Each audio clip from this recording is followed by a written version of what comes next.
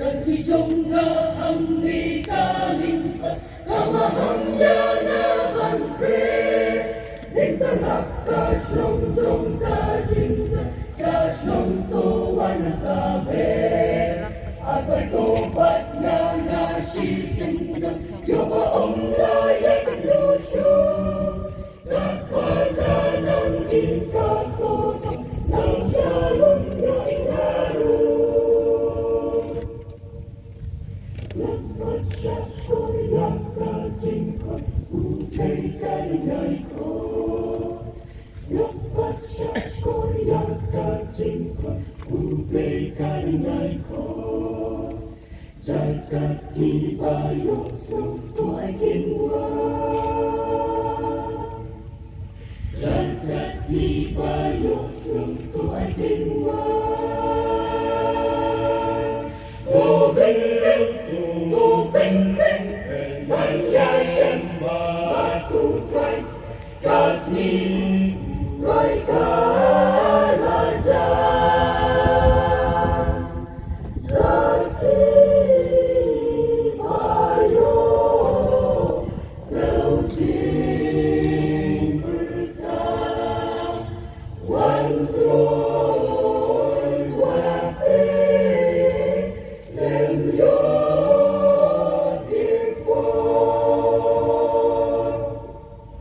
May udang day aphang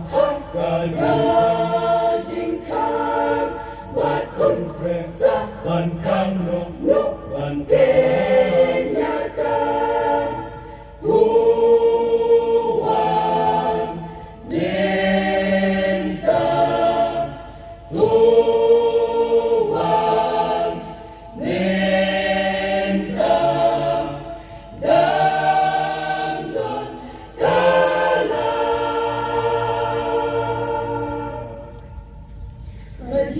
Minta ula jangan Wanwalungnya lagi jom Di bawah ublay haka puro Kapan siap putra kimpong Dijing siyaw sipat dijing puslay Baru indukin sawayno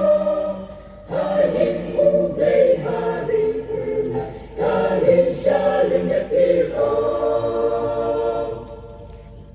Sapat siya surya kajingkot Ubay kalingay ko Sapat siya surya kajingkot Ubay kalingay ko Jagat ibayok sumto ay kinwa Jagat ibayok sumto ay kinwa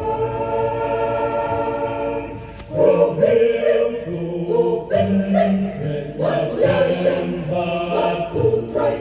kasih putrai kalaja Jadi bayo Sao jing pertang Wan loy wat pe Sem yo